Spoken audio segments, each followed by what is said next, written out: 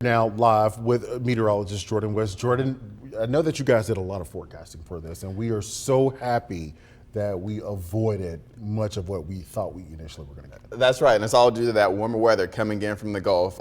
Last weekend, we kind of saw signals of all this happening, and the rest of the country actually saw those signals. But here in Alabama, we dodged a bullet through the middle of the work week. So here we are now, still seeing lots of rain here in central Alabama, North Alabama, seeing the icier weather from the sleet, the freezing rain, and the normal rain as well. And we're taking a live look now in Florence. This is the Algo camera out there, and you can see a lot of wet roadways, some of which frozen over, some leftover sleet out there too. And check this out, if I move this banner up here, you can actually see the ice crystals forming. That's that freezing rain. Once it makes contact with something, it freezes solid, and we see the same thing on the roadways, and that's what makes it dangerous. But again, that was in Florence. That's in the northwestern corner of Alabama. In our neighborhood, it's mostly just rain. Marion and Winston County, you guys got some of that wintry precip, but with the warmer rain, the impacts have been very limited, but at least stay off the roadways for now until a lot of this rain really starts to melt everything off. Center seeing some showers, Jacksonville, Anniston,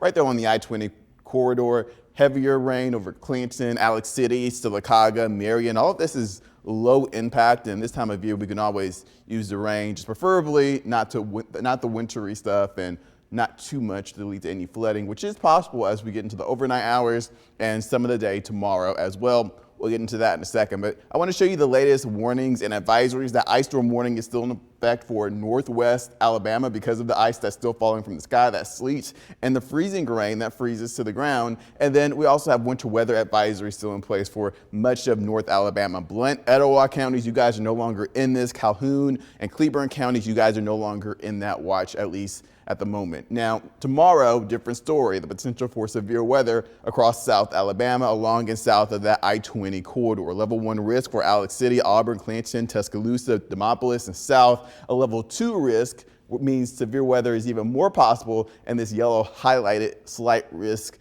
region. And what do I mean when I say severe weather? Well, in this particular case, I think there's a low end chance for flooding locally, damaging wind gusts up to 40 miles per hour. And there's also a low end chance for a brief tornado. Not likely, but possible. And I think everybody across Alabama will see heavy rain enough to melt any ice accumulation across northwest Alabama. Here's that timeline: midnight to 11 a.m. for West Alabama, 7 a.m. to noon along that I-65 corridor, and then 10 a.m. to 1 p.m. for East Alabama, Anniston, Auburn, Alex City. You can find all the same information I'm telling you at WVTM13.com.